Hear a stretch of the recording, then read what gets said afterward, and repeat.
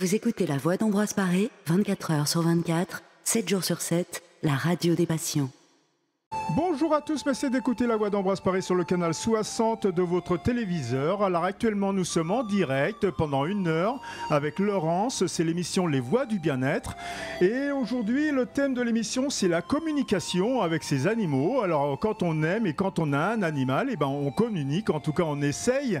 Et donc Laurence pour ce faire, elle a invité deux auteurs, Coralie Médiette et Juliette Dumas, excusez-moi. Donc trois belles dames pour nous parler de la communication animale. Bonjour Juliette, bonjour Coralie, bonjour Laurence. Bonjour Patrick et bonjour à tous.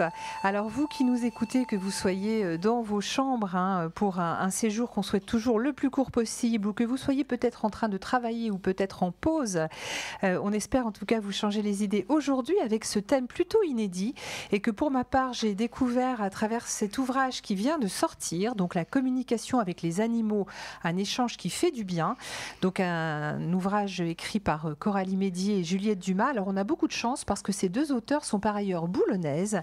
Donc elles sont venues en régionale de l'Étape, en voisine, pour nous parler non seulement de cet ouvrage, mais surtout de l'intérêt de communiquer avec ces animaux. Alors qu'on en ait ou qu'on n'en ait pas, parce que Patrick, moi je sais que tu as un animal chez toi. Oui, Arthur. Voilà, Arthur qui a 4 pattes, qui est noir et blanc et qui miaule.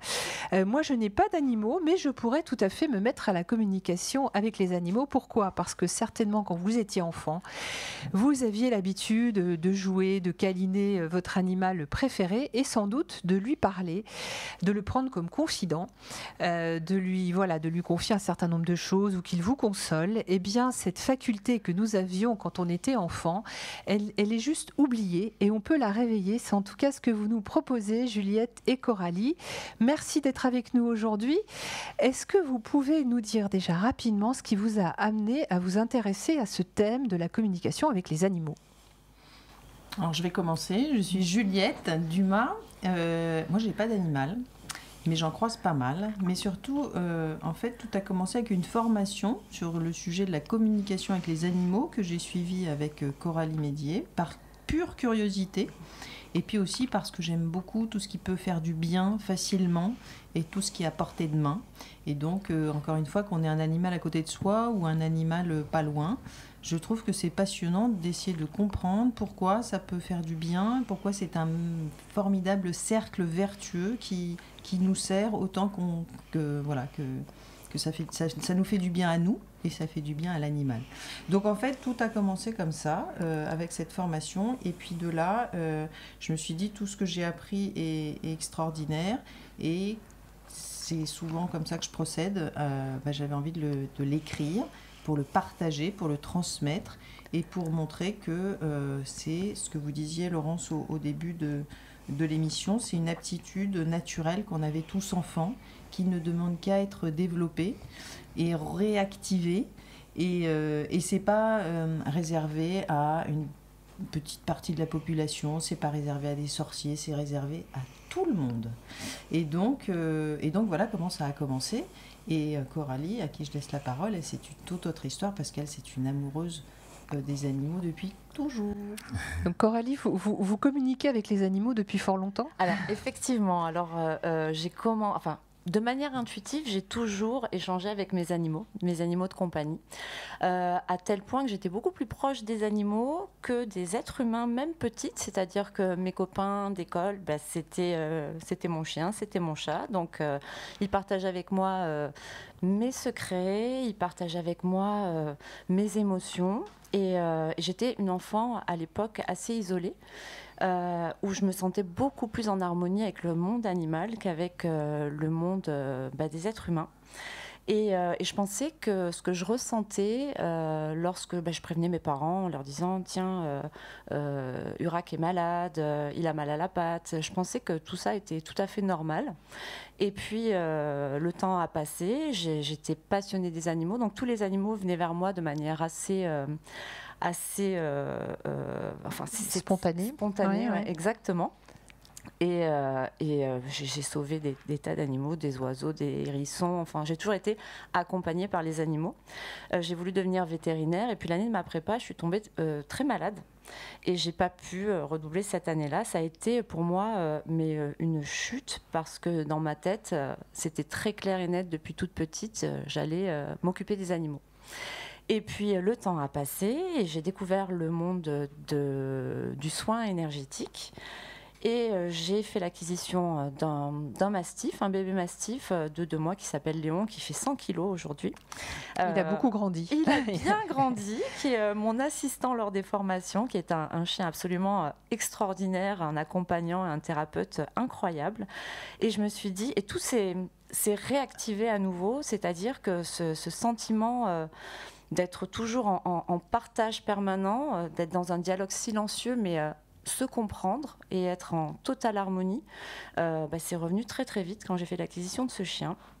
Et je me suis dit, mais en fait, est-ce que tout le monde peut le faire? Et oui, effectivement, tout le monde peut le faire, parce que c'est une aptitude naturelle qu'on a étant enfant et qui s'endort au fur et à mesure où on grandit et qui fait place à l'intellect, la rationalité, et on l'oublie. Le but étant, de manière tout à fait simple, de réactiver cette partie-là de nous. Et alors justement, moi, j'ai rencontré Léon, puisque le gros mastif de 100 kilos, puisqu'il fait en effet, c'est l'assistant des Il est assistant pédagogique. Assistant pédagogique. Sauf que moi, l'assistant pédagogique, quand je l'ai vu arriver avec ses 100 kilos, je me suis dit, et c'est, je ne sais plus combien de mètres, mais enfin, c'est vraiment... C'est un petit gros poney. Et là, je me suis dit, mais au secours, j'ai peur à moi-même. Et je me suis dit, mais peut-être que finalement, si j'arrive à lui expliquer que j'ai peur, il va peut-être pas venir comme avec tous les autres participants qui, eux, n'avaient aucun problème à ce qu'il leur saute dessus, qu'il les renverse. Donc, je lui ai fait passer le message de façon très naturelle en disant, enfin, avec l'aide de Coralie, clairement, j'ai peur. Est-ce que, s'il te plaît, tu peux éviter de t'approcher de moi, parce que je suis, enfin voilà, terrorisée, mais de façon très naturelle. Donc la communication avec les animaux, c'est ça aussi, c'est juste exprimer. Dans ce cadre, évidemment, très... là, on est dans le cadre d'une formation, dans une pièce fermée. Évidemment, je ne vais pas faire ça avec n'importe quel chien féroce que je peux rencontrer dans la rue en lui disant « Attends, j'ai peur, s'il te plaît, laisse-moi tranquille. » Mais là, ce qui était intéressant, c'est de lui dire « Ouh là là là là, garde tes distances, moi je vais garder les miennes. » Et il l'a fait. À chaque fois qu'il se rapprochait de moi, il s'écartait pour dire « Ok, j'ai compris, je ne vais pas venir comme les autres, voilà, te mettre par terre, monter sur toi. » Et c'était assez incroyable, et c'est aussi ça qui m'a donné envie d'écrire avec Coralie ce livre et de partager cette communication avec les animaux, parce que c'est pas je suis trop forte, j'ai réussi à lui faire passer un message. Exactement. C'est juste, il a respecté ma peur et moi je l'ai exprimée, donc j'ai aussi pu profiter de cette formation sans être complètement nouée en me disant est-ce qu'il va pas me mordre ou me manger. Alors ce que vous expliquez dans votre ouvrage, on reviendra dessus, c'est que c'est pas magique. En fait, il y a même presque alors pas une méthode, mais en tout cas il y a d'excellents conseils. Il y a vraiment des exercices pratiques qu'on va pouvoir utiliser pour engager la communication avec son animal, alors qu'on le connaisse ou qu'on ne le connaisse pas. Et puis comme vous le savez dans cette émission, comme toujours aussi sur votre radio, on fait de temps en temps des petites pauses musicales et vous aurez compris que notre playlist aujourd'hui est très orientée. La voix d'Ambroise Paré, 24 heures sur 24, 7 jours sur 7. Une émission aujourd'hui consacrée à la communication animale avec 2 invités, Coralie Médier et Juliette Dumas, pour leur nouvel ouvrage, La communication avec les animaux, un échange qui fait du bien. Alors, on va essayer un peu de rentrer dans le détail, mais pourquoi ça fait du bien? Alors d'abord, à qui ça fait du bien? Est-ce que ça nous fait du bien à nous? Est-ce que ça fait du bien à l'animal? Ou les deux? Les deux, Laurence. Ah, ça alors hein. Les deux, chers auditeurs. Oui, les deux, parce que c'est un cercle vertueux, en fait, parce qu'on reçoit, en fait, autant qu'on donne. Voilà. Ça permet aussi de booster notre estime de nous-mêmes et puis de nous apaiser mutuellement, en fait. Mais pour le savoir, il faut le pratiquer, il faut le tester. Encore une fois, qu'on ait un animal avec soi ou qu'on ait un animal pas très loin. Mais, et puis, c'est aussi un outil incroyable pour développer son intuition. Et elle va nous servir dans la communication avec les animaux, mais aussi dans la vie de tous les jours. Donc, il y a plein d'avantages à communiquer avec les animaux. Ça fait partie des préconisations que vous nous donnez, puisqu'au début de votre livre, il y a 8 règles qui sont regroupées, on va dire, dans 3 possibilités. Effectivement, travailler son intuition, utiliser davantage nos sens, la sensorialité plutôt que le mental, et puis activer l'énergie, alors secouer l'énergie en soi, on va dire. Ça, Juliette, c'est un peu plus votre partie, notamment parce que vous travaillez beaucoup sur les mudras, qu'on va appeler yoga des doigts, pour faire simple pour nos auditeurs.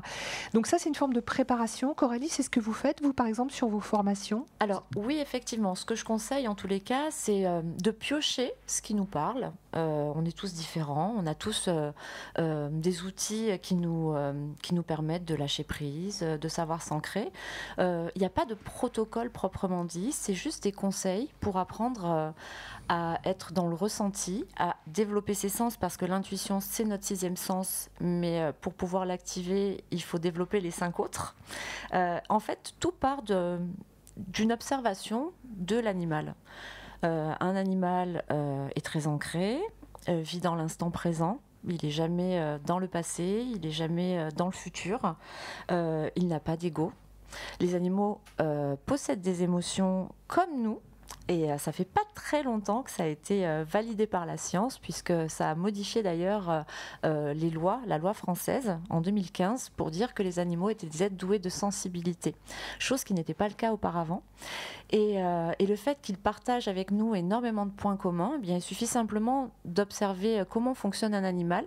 Les animaux ne dorment pas toute la journée, mais méditent aussi, sont en contact avec le sol, sont à l'écoute de tous les bruits environnants. Et en fait, tout est parti de là. Et je me suis dit, plongeons un petit peu plus à découvrir nos racines animales, parce que nous avons été, nous aussi, des animaux. Et simplifions-nous la vie de manière à ce que notre angle de vision au quotidien soit certainement plus beau. Coralie, vous parliez tout à l'heure des émotions, c'est quelque chose que j'ai lu dans votre livre. Donc vous dites les animaux ressentent la peur, puisque c'est quand même l'émotion de base par rapport à l'instinct de survie, la tristesse, mais en fait ils connaissent pas la colère. Alors ça m'a étonnée, parce que je me suis dit, alors moi je suis comme Juliette, j'ai un peu peur des gros chiens, et j'ai toujours tendance à penser que quand je croise un gros chien, il m'en veut. Donc je pensais que les animaux, quand ils étaient agressifs, entre guillemets, ou quand ils se défendaient, finalement c'était leur expression à eux de la colère, et en fait vous nous dites pas du tout. Alors moi je ne pense pas que les animaux soient en colère comme on peut l'être nous dans notre vie d'humain. Je pense qu'ils cultivent l'agressivité. Alors il faut savoir que les animaux ont des émotions qui sont dites primaires, qui sont vraiment destinées à leur survie, leur reproduction. Donc c'est le cas de la peur, c'est le cas de... alors ils sont tristes aussi, hein. On voit à quel point certaines mamans animales peuvent être dévastées quand on leur retire un bébé.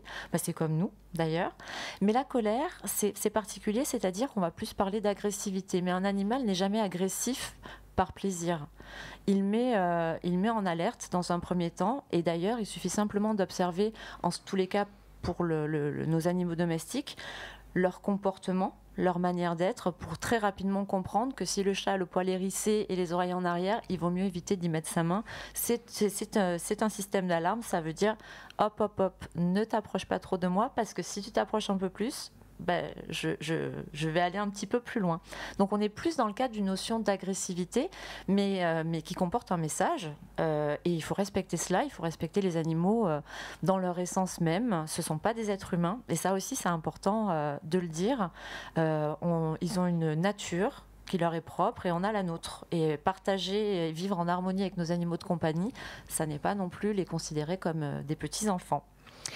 Alors là, oui, Juliette, pardon. Des animaux de compagnie, en effet, mais on peut aussi avoir il peut se passer le même échange avec des chevaux, par exemple, qui vont très clairement mettre leurs oreilles en arrière pour prévenir qu'ils ne sont pas contents, et que le coup de pied par derrière, qui peut être dévastateur, ne va pas tarder.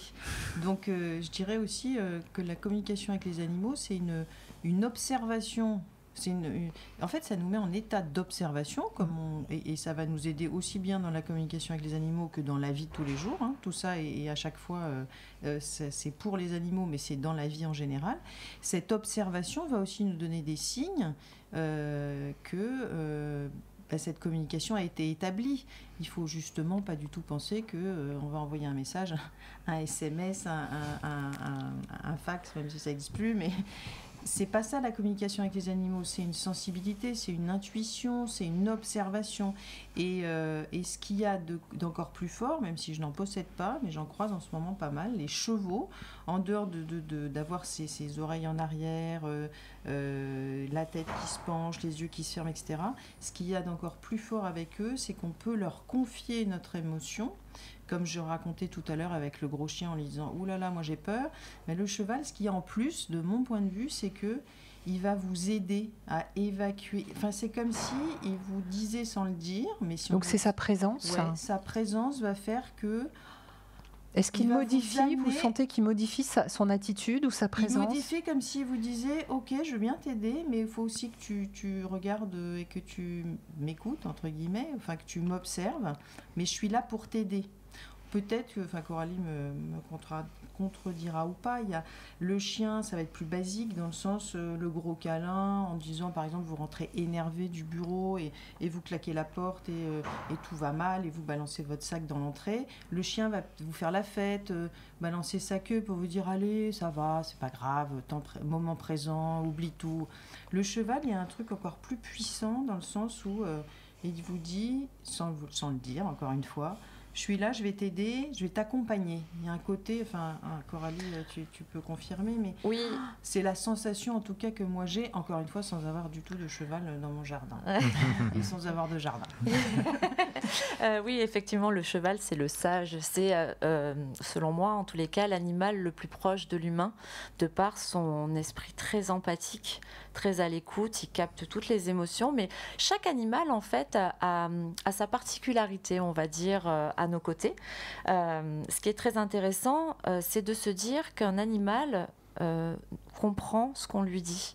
C'est-à-dire que parfois on se trouve ridicule de lui parler à voix haute et pour autant il capte par le biais des intonations de la voix, des mots, puisque les animaux, ça fait depuis très très longtemps qu'ils sont à nos côtés et qu'ils sont domestiqués, ils ont fait cet effort de compréhension en tous les cas de l'humain.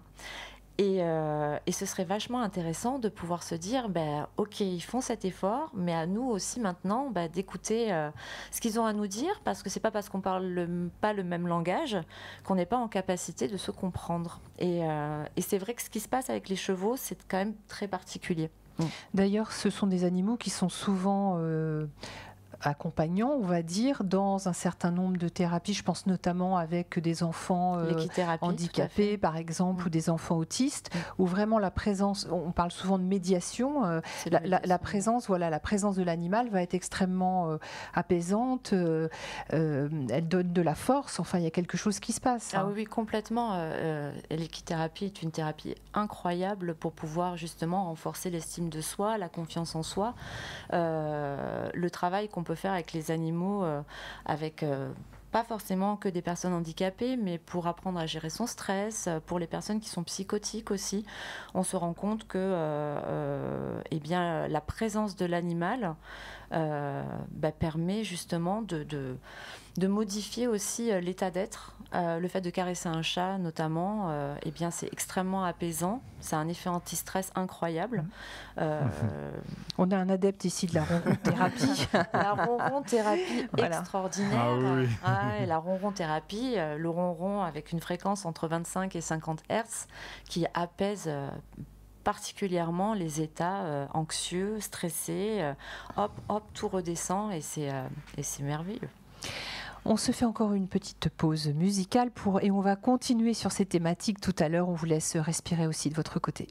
La voix d'Ambroise Paré, 24 heures sur 24, 7 jours sur 7. Les animaux, c'est ce dont il est question aujourd'hui, et même plus particulièrement de communication avec les animaux, avec nos deux invités, Coralie Médier et Juliette Dumas, auteure ou autrice. Alors je ne sais pas comment vous dites, moi autrice, ça m'arrache un peu les oreilles, mais bon. D'un ouvrage tout à fait récent, puisqu'il est sorti en septembre de cette année, La communication avec les animaux, un échange qui fait du bien. Alors précisément tout à l'heure, on parlait à quel point les animaux pouvaient nous réconforter. Moi j'aimerais savoir quels sont les les questions qu'on peut leur poser, puisque vous nous disiez, Coralie, tout à l'heure, quand on observe, l'observation elle est importante, on se rend compte que son animal ne va pas bien, est-ce qu'on peut lui demander ce qu'il a, par exemple ? Alors oui, effectivement, avec de l'entraînement, il est tout à fait possible d'avoir un tas d'informations sur l'état de votre animal, selon qu'il soit très bien dans sa peau, mais qu'il n'ait pas envie forcément de manger du poisson. On commence toujours les échanges de communication par des questions simples pour obtenir des réponses simples. Ce qu'il faut savoir, c'est que lorsqu'on on commence à communiquer, on va dire, avec l'esprit de notre animal, c'est au-delà de ce qu'on peut observer. Donc ça met en jeu le travail qu'on peut faire avec notre intuition. Et là, tout est possible. C'est-à-dire qu'on peut ressentir dans notre corps certaines douleurs, certaines émotions. On peut aussi voir des images, entendre des sons ou des mots même. C'est toute une aventure extraordinaire qu'il est nécessaire de surtout ne pas interpréter. Parce qu'il arrive parfois que les animaux aient beaucoup de choses à nous dire. Il arrive parfois qu'ils aient plus envie de s'amuser. Et le comportement d'un animal, lorsqu'on est dans le cadre d'une communication pure, en direct avec l'animal, est très particulier. C'est-à-dire que les animaux sont très heureux de pouvoir savoir qu'ils sont entendus. Et du coup, ils viennent les chats ronronnent, ils viennent se lever dans vos bras, les chiens s'apaisent, tout le monde se calme. C'est très particulier. Donc on peut lui poser toutes les questions qu'on souhaite. Avec un objectif surtout, c'est améliorer son quotidien et faire en sorte qu'on vive en totale harmonie avec eux.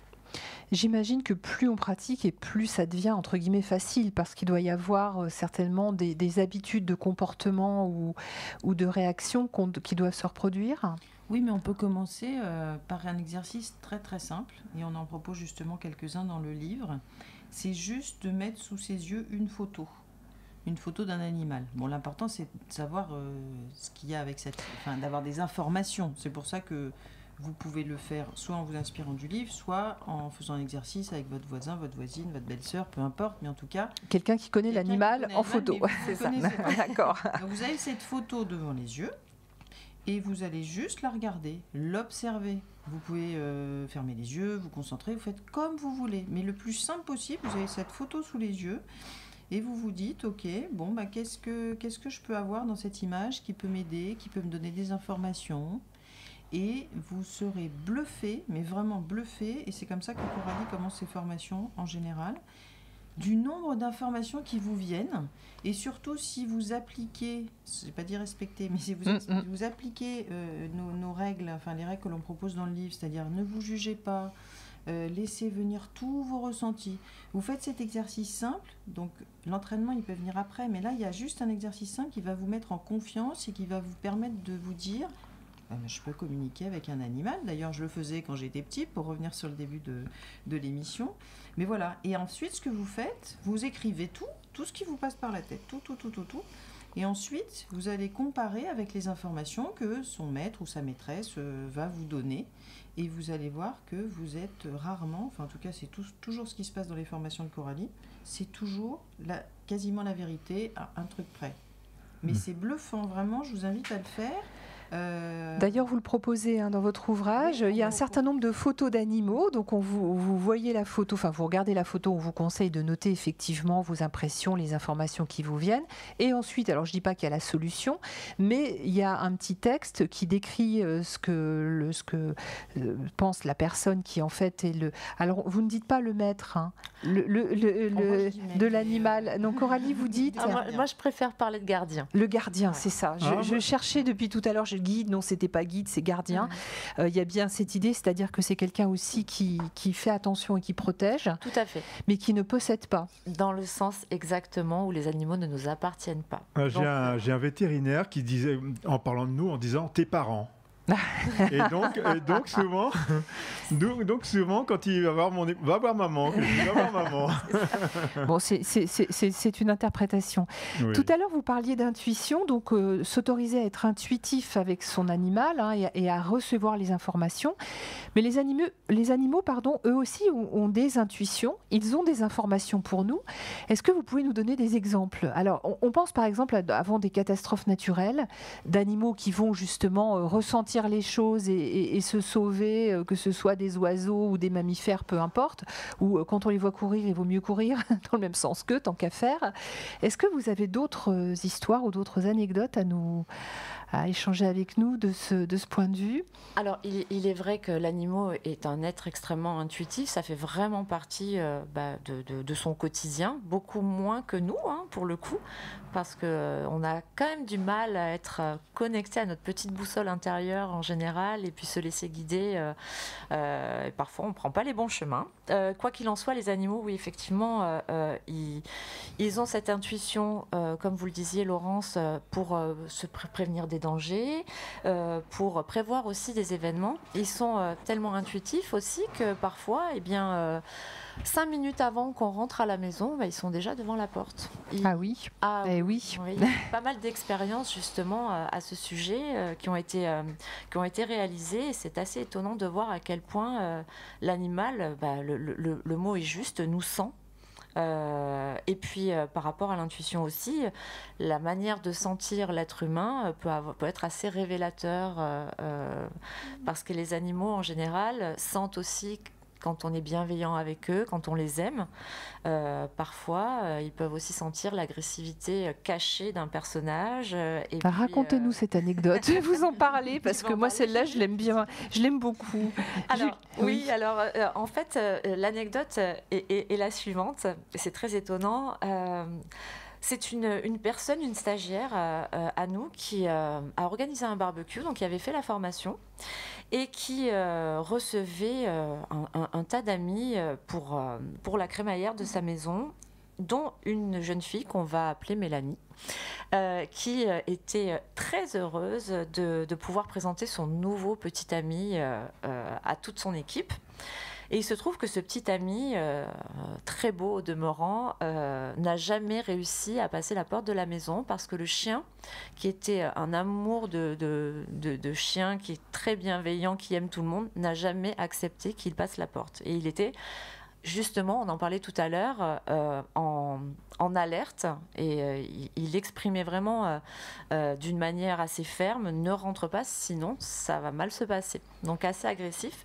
Donc cette fameuse Mélanie était très très embêtée. Elle s'est dit: mais qu'est-ce qui se passe? Pourquoi il n'a pas le droit il peut pas rentrer? Donc c'était toute une histoire pour le faire passer, pour qu'il aille aux toilettes notamment. Il fallait cacher le chien, c'était très très drôle. Et puis notre stagiaire a fait une communication avec son chien, et le chien a manifesté en tous les cas de l'inquiétude pour Mélanie, en expliquant que cette personne était malveillante, agressive et pas forcément très honnête. Donc, par bienveillance, bien évidemment, ça n'a pas été révélé à la Mélanie en question, mais quoi qu'il en soit, un mois après, elle a appelé en larmes notre stagiaire en lui disant: écoute, il s'est passé quelque chose de dramatique, ce monsieur m'a tapé dessus, il a été extrêmement violent avec moi, il m'a volé tous mes sous. Et puis c'est là qu'on a compris l'état de ce chien qui avait déjà manifesté par intuition, en tous les cas, un recul très net vis-à-vis de cette personne. Et ça arrive assez régulièrement, mais dans un sens comme dans un autre. Il n'y a pas que des histoires négatives, il y a aussi plein de choses très positives. Quand on aime les animaux, ils viennent à nous, ils sont heureux. L'animal, la joie est innée chez l'animal. C'est des êtres extrêmement joyeux aussi. Les changements de vie, quand on a des changements dans sa vie, c'est bien d'en parler à son animal de compagnie. Alors on pense naturellement au déménagement, mais pas seulement. On peut l'associer à... Oui, il y a l'arrivée d'un bébé, souvenez-vous, les 101 Dalmatiens. C'était ça l'histoire en fait. C'était La Belle et Clochard. Non, c'était les 101 Dalmatiens. Non, Pongo et Perdita, non, oui, ça devait être les 101 Dalmatiens, oui. Non, je ne sais plus. Bon, oui, c'est les 100 Dalmatiens, oui, c'est ça. En tout cas, voilà, le bébé est arrivé, et puis elle a été rejetée, et puis voilà. Non, c'est La Belle et Clochard. Voilà. Bon. Oui. Alors, Vous nous entendez, toujours cher. été. Il va falloir qu'on revoie nos classiques. En tout cas, oui, il y a, oui, ça peut être l'annonce d'un déménagement, ça peut être l'arrivée d'un bébé, ça peut être quoi d'autre, Coralie, plein de choses. Quand on part en vacances et qu'on confie son animal à quelqu'un, Bien même sûr. si on se dit bon bah je suis tranquille et je suis rassurée parce que je le confie, mais il faut peut-être lui expliquer avant justement. Exactement, apporter une explication à ce départ, rassurer l'animal en lui disant qu'on va revenir. Alors ils n'ont pas forcément la notion du temps, mais ils ont la notion de la séparation. Et en plus de ça, comme il capte toutes nos émotions, il suffit qu'on soit extrêmement angoissé de le laisser pour qu'il soit encore plus angoissé de nous savoir angoissés. Donc c'est un petit peu un cercle vicieux. Donc le fait d'être très rassurant et d'expliquer à l'animal qu'on va partir pendant quelques temps et que tout va bien se passer, qu'on l'aime très fort. On peut même, après c'est encore autre chose, lui envoyer beaucoup d'amour même à distance, essayer de se connecter à lui pour lui dire je suis là, tout va bien, je t'aime. Et j'invite d'ailleurs ceux qui nous écoutent et qui possèdent des animaux à la maison de faire ce petit exercice. Prenez un petit peu de temps pour vous, faites quelques respirations, détendez-vous et puis pensez très fort à votre animal qui vous attend à la maison et que vous allez retrouver, je l'espère en tout cas très vite, et envoyez-lui un maximum d'amour et vous pouvez même lui parler comme si vous parliez à un confident, lui dites-lui que tout va bien, qu'il vous manque et que vous avez hâte de le retrouver. Je vous assure que ce qui peut se passer de l'autre côté, en tous les cas, en ce qui concerne le comportement de l'animal, c'est assez impressionnant. Alors on peut peut-être dire que Patrick, ici présent, prévient son chat Avant quand de il part partir. de chez lui. Le problème, c'est que la réciproque est vraie aussi. Tu peux nous raconter, Patrick ? Oui, parce que cet été, ça fait 1 an que j'ai le chat, et cet été, comme il faisait beau, on laisse la fenêtre ouverte, donc il peut rentrer et sortir comme il veut. À 2h ou 3h du matin, il prévient quand il s'en va, et il prévient quand il revient. Donc il joue, les règles sont réciproques, c'est plutôt, Voilà. c'est plutôt bien fait. Dans votre ouvrage, alors vous l'avez dit, il n'y a pas de protocole, c'est-à-dire que rien n'est obligé, on n'est pas obligé de suivre une méthode pas à pas. En revanche, il y a des astuces, il y a des conseils, autant pour nous que pour les animaux, puis peut-être être beaucoup plus dans des choses essentielles. Notamment, vous préconisez par exemple 11 étapes pour entrer en communication avec un animal. C'est vraiment, je trouve, le cœur de votre livre, en commençant par rendre le message clair peut-être pour soi-même. Déjà savoir ce qu'on a envie de lui dire et ce qu'on a envie de lui communiquer. Est-ce que vous pouvez l'une ou l'autre, ou l'une et l'autre, nous donner quelques-unes de ces clés si tout d'un coup je veux me lancer dans un... Alors, je suis quasiment convaincue que les personnes qui nous écoutent, qui ont des animaux, communiquent déjà avec eux. Ça, j'ai pas de doute. Mais si on veut affiner ses perceptions, ou affiner peut-être le message, qu'est-ce qu'on peut faire ? Comme vous dites, Laurence, commencer par écrire ce que l'on attend de cette communication. Donc, finalement, on fixe un cadre presque. On fixe un cadre pour, en se disant qu'est-ce que j'attends ? Est-ce que c'est moi qui ai besoin de quelque chose, ou est-ce que c'est l'animal j'aimerais bien qu'il me dise ce qui va pas ou ce qui va trop bien, ou avant de justement créer le contact avec lui. Et ce contact, en fait, c'est de juste s'asseoir, de laisser l'animal venir à soi, et puis de l'observer. Encore une fois, on revient sur cette notion. Et vous allez vous rendre compte qu'évidemment, plus vous êtes apaisé et plus vous avez en tête exactement ce que vous attendez de ce moment de partage et d'échange, l'animal va venir à vous. Peut-être qu'il va se mettre sur vous, peut-être qu'il va se mettre un peu plus loin, mais c'est comme si il allait vous donner le signal de ok, c'est le moment, on va y aller, on va discuter ensemble. Alors j'ai une petite expérience là-dessus, c'est que j'ai eu un chat en garde et il s'est caché sous un meuble et il n'en sortait pas. Et je me suis dit, pour lui, je dois être Gulliver, quoi. Je suis tellement grand, je dois être Gulliver pour lui. Alors je me suis allongé par terre et je suis resté 5 minutes comme ça à le regarder, simplement le regarder sans bouger. Puis au bout de 5 minutes, je me suis dit, bon, je vais quand même pas rester 3 heures. Donc je me suis relevé et là, il est sorti du meuble, il a commencé à visiter l'appartement et la connexion s'est faite. Donc il est en confiance. Voilà. Ils ont besoin d'être en confiance. Et puis, il faut savoir que quand on cherche à affiner justement les communications qu'on peut avoir avec nos animaux, il faut aussi le faire quand on n'est pas stressé. Donc, il y a un petit rituel à adopter qui fait de mal à personne. Parce que les animaux sont sur une fréquence, sont en onde alpha. de manière tout à fait naturelle. Ce sont celles de la relaxation ou de la rêverie, on peut le dire. En ce qui nous concerne, c'est exactement ça, c'est-à-dire que c'est les ondes de la relaxation. Donc c'est encore une histoire d'être sur la même longueur d'onde pour pouvoir justement parvenir à échanger avec l'animal. Si vous êtes stressé, l'animal, vous n'obtiendrez rien de lui. C'est-à-dire que ça va le faire basculer en onde bêta et il n'aime pas ça du tout. Donc tout simplement, prendre le temps que les choses s'apaisent et surtout, laissez le mental de côté. Ne vous posez plus de questions. On est presque chez Walt Disney. Pas de manière rationnelle en tout cas. Exactement. Ouais. Alors on est presque chez Walt Disney, mais par contre on ne parviendra pas à faire nettoyer notre appartement par des petites souris ou par des petits oiseaux. Ça c'est pas encore le cas. Ça marche pas. Bon, pour vous permettre d'avoir une petite pause aussi, pour peut-être penser à votre animal et vous laisser aller un peu à la rêverie, on marque un moment musical. La voix d'Ambroise Paré, 24 heures sur 24, 7 jours sur 7. Alors peut-être que vous n'avez pas l'intention d'apprendre à communiquer avec une pieuvre ou un poisson rouge, mais nos invités aujourd'hui nous donnent quelques conseils pour parler, même si ça peut sembler bizarre, mais je suis sûre que certains d'entre vous le font déjà pour parler avec leur animal de compagnie. Alors on a beaucoup parlé des animaux à poil, chiens, chevaux, chats. Est-ce que dans l'absolu on peut communiquer avec tous les animaux ? Alors oui, effectivement. oui. On pourrait communiquer avec tous les animaux. Certains disent même qu'on peut communiquer avec des insectes.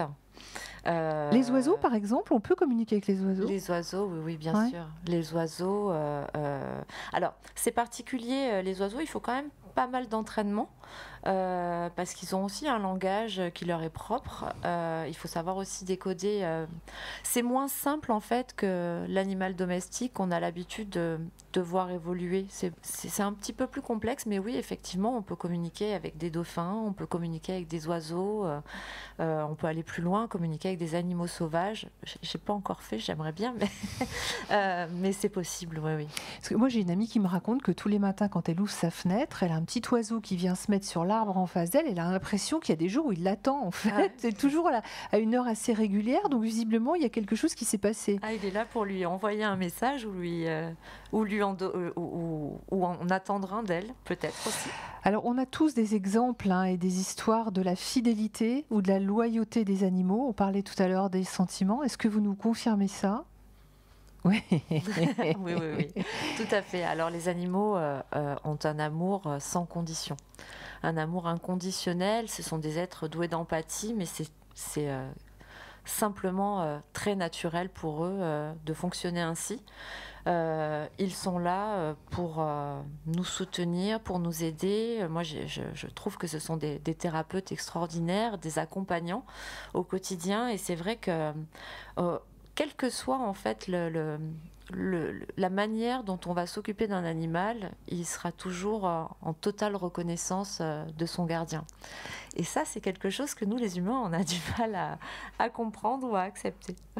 On conseille souvent, quand les enfants sont petits, de dire finalement un enfant qui est élevé avec un animal, ça lui apporte quelque chose en plus. À partir de quel âge vraiment on peut considérer que l'animal peut être un compagnon pour un enfant, alors sans qu'il lui tire les moustaches, évidemment, ou la queue, mais... Alors moi, je pense qu'il n'y a pas d'âge, véritablement. Tout dépend de la manière dont on va effectuer les présentations et la manière dont est accueilli soit l'enfant, s'il arrive après l'animal, soit l'animal, s'il arrive après l'enfant. Oui. Et justement, le fait d'apprendre à communiquer avec les animaux peut aussi... être un état préparatoire à l'arrivée de l'un ou de l'autre.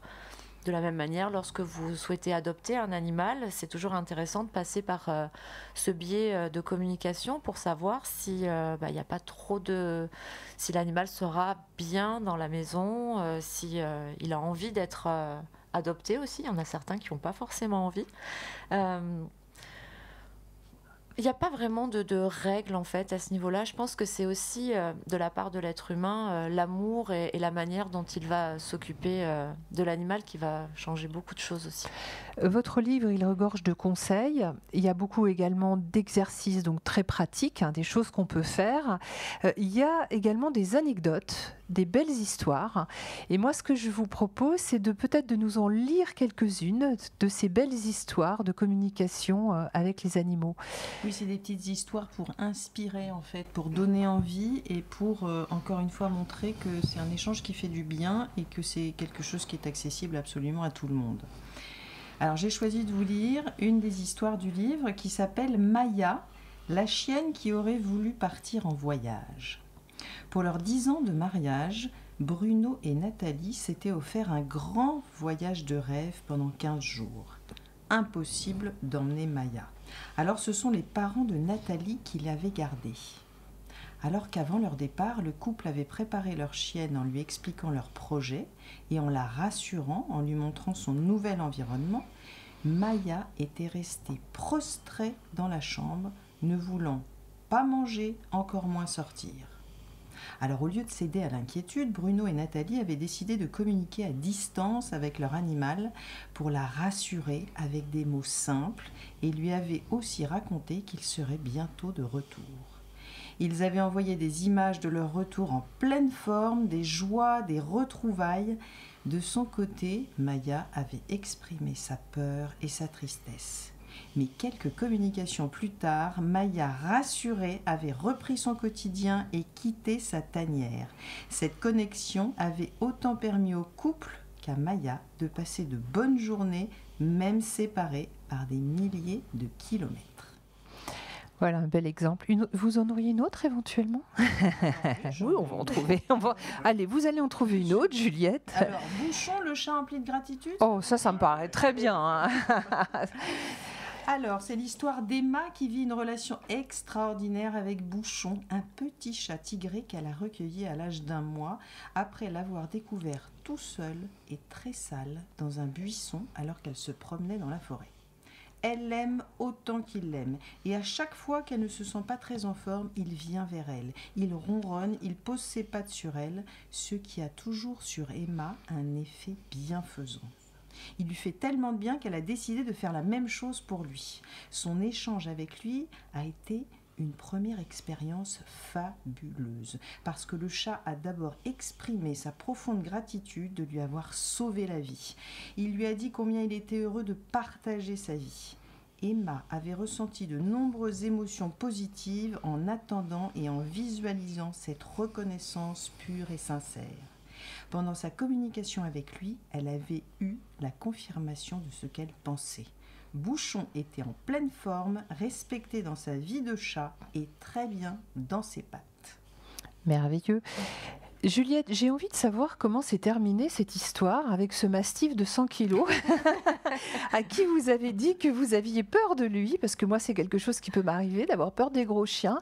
Et alors au final... Alors on ne se voit pas beaucoup, ce qui facilite les choses.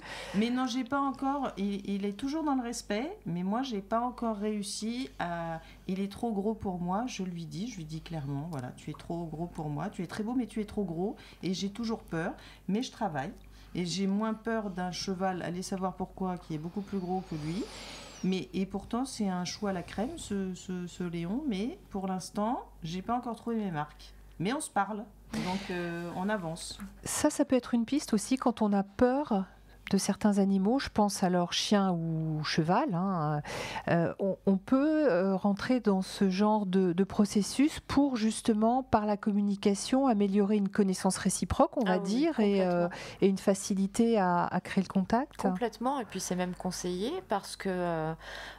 quelle que soit la nature de l'animal, alors oui, il y a énormément d'exercices, enfin pour les chevaux, Juliette, tu connais mieux le travail avec les chevaux. On peut avoir peur des grosses bêtes, mais pas que. Il y a des personnes qui sont aussi phobiques des animaux, et c'est un travail d'explication, on va dire, envers l'animal, qui reste totalement bienveillant et qui est tout à fait en capacité de comprendre et de garder sa distance. C'est exactement ce qui s'est passé avec Léon, mon gros mastif, c'est-à-dire qu'il a l'habitude de venir saluer les stagiaires en montant sur leurs genoux, en leur faisant des bisous. Mais il a eu une tête énorme. Et puis on lui a expliqué que Juliette, il fallait qu'il soit un petit peu plus délicat, donc il s'asseyait près d'elle ou il se couchait à ses pieds, mais il ne recherchait pas le contact parce qu'il avait compris que voilà, il fallait respecter en tous les cas le choix de Juliette et que ça peut être voilà, c'est vrai qu'il est impressionnant et finalement il a compris tout seul. Enfin, il a compris parce qu'on lui a expliqué clairement que Juliette, voilà, c'est une distance, mais c'est pas pour autant qu'il n'y a pas d'échange. C'est exactement ça. On arrive presque au bout de notre émission. Avant qu'on termine, est-ce que vous auriez l'une comme l'autre un conseil à donner à nos auditeurs qui auraient envie de rétablir ou de poursuivre ou d'approfondir la communication avec leur animal dès qu'ils auront quitté l'hôpital, justement? Qui commence? Juliette? J'ai envie de citer Anatole France. Oh, merveilleux. Wow. Le niveau de cette émission, j'espère que vous en tenez compte quand même. J'espère que vous appréciez. C'est la conclusion de notre livre. Alors, c'est pas vraiment Anatole France parce que c'est un détournement d'une citation d'Anatole France. Donc, on l'a un peu détourné, mais on l'aime beaucoup. Tant qu'on n'a pas communiqué avec un animal, une partie de notre âme reste endormie.